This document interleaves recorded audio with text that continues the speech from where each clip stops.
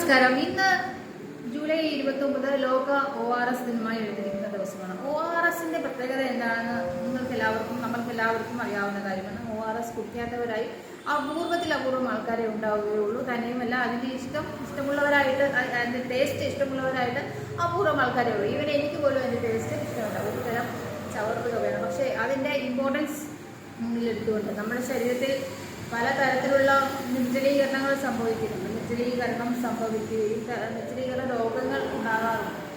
ഇപ്പോൾ ഛർദില, വയറിളക്ക രോഗങ്ങൾ, ഡിസെൻട്രി, ഇപ്പോൾ നമ്മുടെ തിരുവനന്തപുരത്ത് പല ഭാഗങ്ങളിലും കോളറ സ്ഥിരീകരിച്ചിരുന്നു കഴിഞ്ഞ മാസങ്ങളിൽ. അങ്ങനെയൊക്കെയുള്ള സാഹചര്യത്തിലാണ് ഈ ORSന്റെ പ്രസക്തി മുന്നിലോട്ട് വരുന്നത്. ORS എന്ന് പറയുമ്പോൾ നമ്മുടെ ശരീരത്തിൽ കൂടെ കഴിക്കുന്ന ഭക്ഷണവും ശരീരത്തിൽ ശേഖരിച്ചു വെച്ചിട്ടുള്ളതും ഒക്കെ തന്നെ വയറ്റിൽ കൂടെ വെളിയോട്ട് പോവുകയും വെളിയിൽ കൂടെ ഛർദ്ദിക്കുകയും ചെയ്ത് ശരീരത്തിന് ഫുൾ ഡീഹൈഡ്രേഷനായി മാറുകയും ചെയ്യുമ്പോൾ പെട്ടെന്ന് റീക്കപ്പ് ചെയ്ത് വരാനായിട്ടാണ് അതിനകത്ത് ധാരാളം ലവണങ്ങൾ അടങ്ങിയിട്ടുണ്ട്. ശരീരത്തിൽ നിന്ന് നഷ്ടപ്പെട്ട ലവണങ്ങളെ തിരിച്ചു കൊടുക്കുകയാണ് അപ്പോൾ വായുവിൽ. അപ്പോൾ അതിൻ്റെ ഇമ്പോർട്ടൻസ് വളരെയധികം മനസ്സിലാക്കുകയും അത്യാവശ്യ ഘട്ടങ്ങളിൽ തോന്നിയാൽ അത് ഉപയോഗിക്കുകയും ചെയ്യണം. വയറിളക്ക രോഗങ്ങൾ ഉണ്ടെന്ന് മനസ്സിലാക്കിയാൽ നിർബന്ധമായും ഉപയോഗിക്കുക.